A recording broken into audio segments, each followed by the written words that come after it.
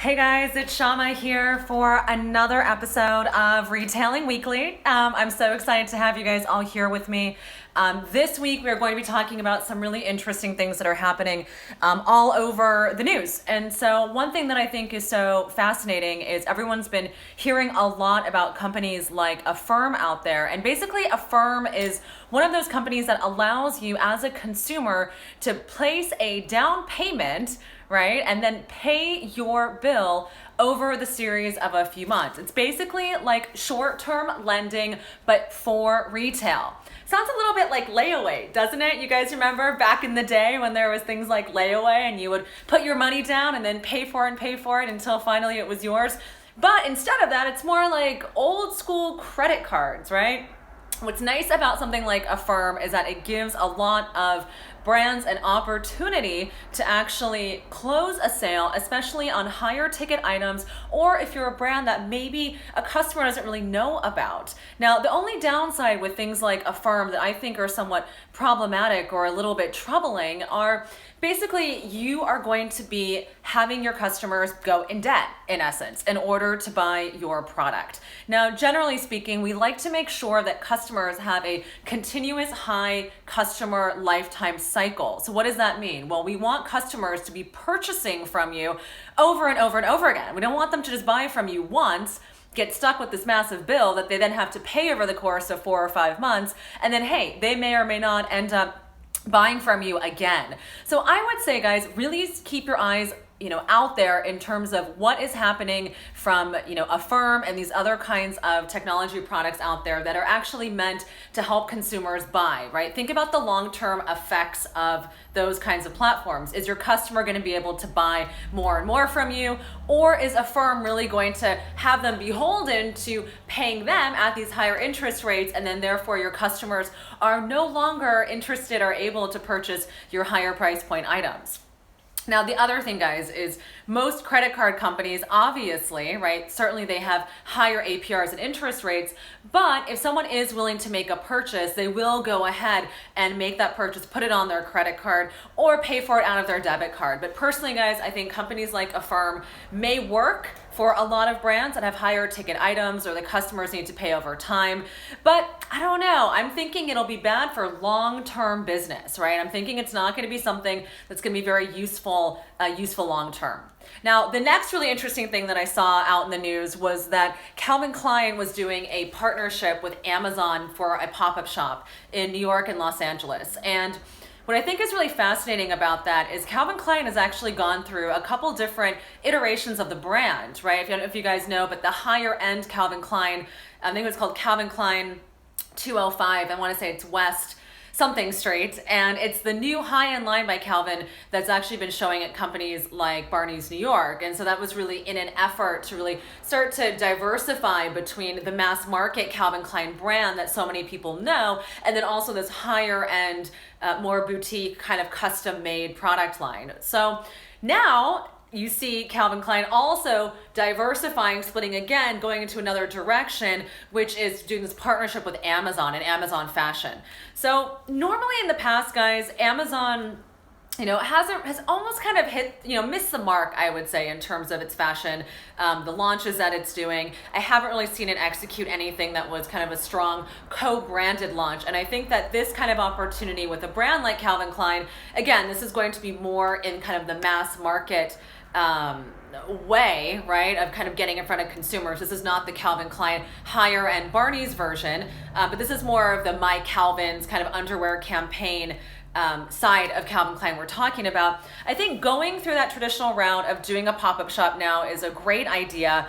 I think that following and doing a partnership with Amazon really kind of is a big departure, I would say, from traditionally where Calvin Klein used to do a lot of its pop-ups and its activations, which were companies like, Bloomingdale's or Macy's or Nordstrom. So this is actually a really interesting space, not only for Calvin Klein, but also for Amazon, who's now going to be doing these co-branded pop-ups that are going to be launching through December 31st. So guys, I would say one thing to keep your eye on the prize here for is these kinds of collaborations and pop-ups and shop-in-shops and all of these things this is really a way of that things are people just doing business, right? I feel like every time we start to think about who's doing what kinds of new events or experiential is happening, it always kind of comes back to who's doing these kind of pop-up shops, when are they happening, how are we really doing these mashups and getting brands in front of a bigger audience. And so I would say,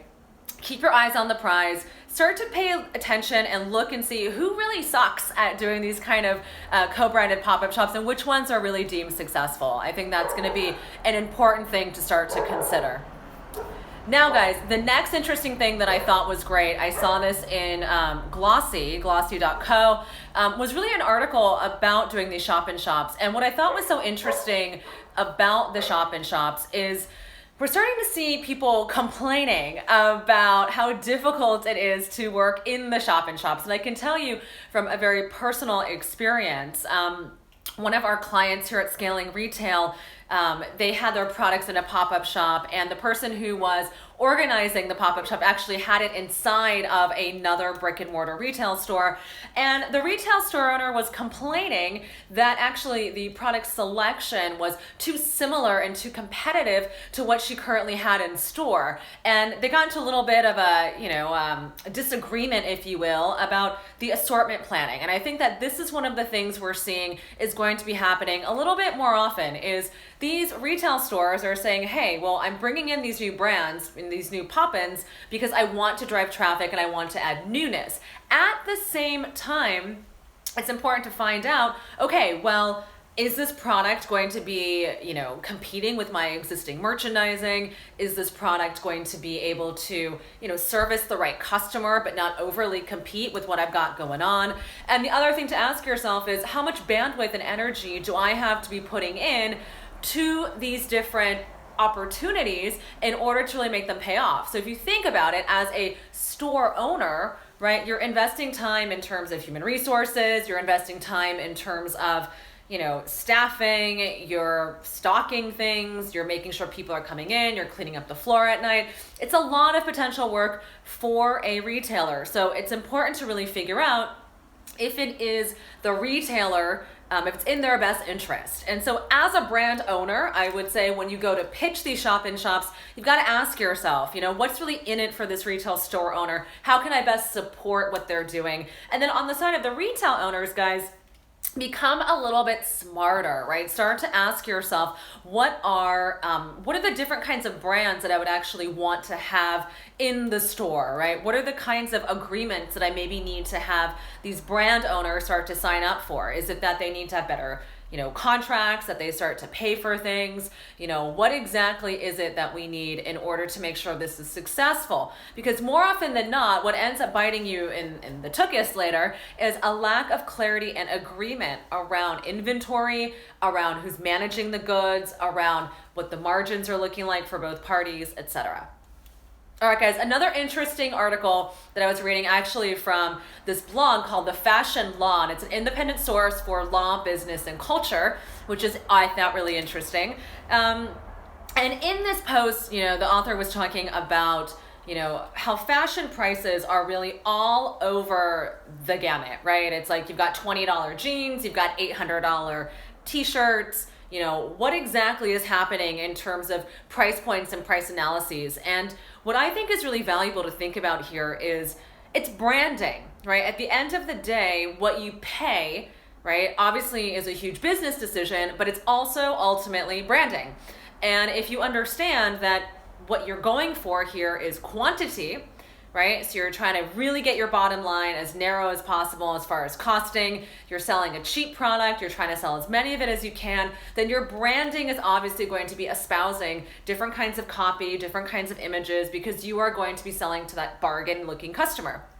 Now, companies that are selling the $800 tees are also really up for a branding challenge as well. And so when we start to look at these huge swings in price differentials, I always like to remind everyone that, guys, we are in a game of marketing and branding.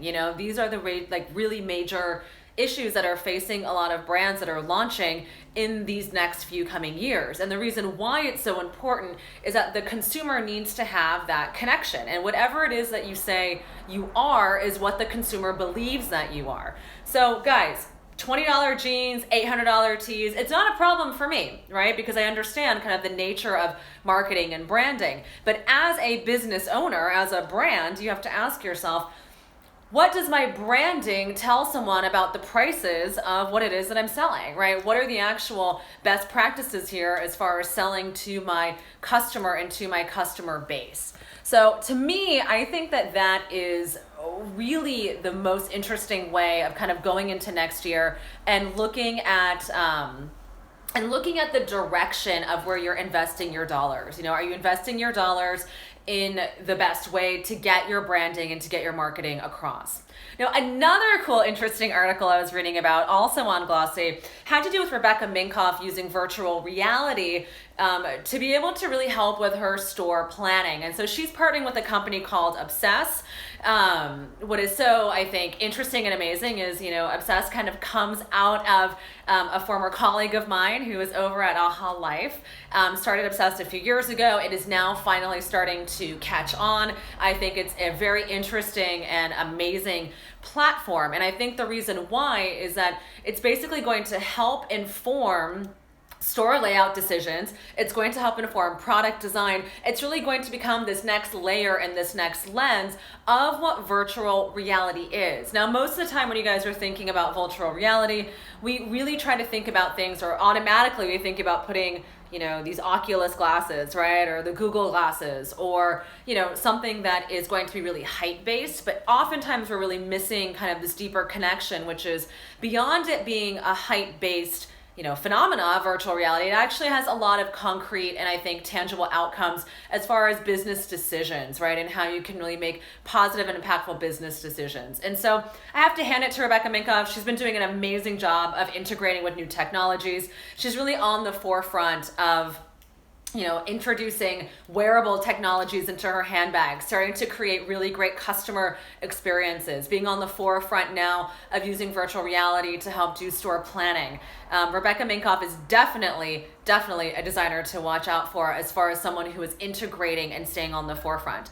Almost as if I would say the way that Nordstrom's is in terms of brand collaborations and how they've been working towards really pushing the envelope of their brand to create these better new experiences. And then lastly, guys, on Friday, I actually had the pleasure of attending a live demo of one of our clients named Help Jess. And what's really interesting about this technology platform is that it is actually allowing consumers to be able to purchase through almost like a Skype-like interface all over the world, right? Purchasing from people all over the world, but ultimately being able to then close the sale through one of their e-commerce platforms. And so it's a really nice kind of full service package and platform. I've yet to see another kind of technology company that's not only bridging together the in-store experience, but allowing a customer to pay through that actual platform and technology. Help Jess came to us for a brand DNA for us to help them understand how to launch in the market. I'm excited to see how it ends up going and what next steps that they've got to really bring this thing to life. But guys, this demo thing was so awesome. It was really exciting to see people in Los Angeles purchasing garments from people in Australia, being able to talk to designers, being able to really sell that full circle. So something to keep your eyes on the horizon as well. All right, guys, I hope you're doing fantastic. Have an amazing week. Please make sure that you subscribe to the YouTube channel. And as always, come and check us out at the Scaling Retail blog. Lots of cool tips, resources, etc. for all of you entrepreneurs and retail business owners out there. And shoot us an email at hello@scalingretail.com. Love getting online, love sharing with you guys things that are happening in the space, and would love to hear from you as well. Talk to you soon. Bye.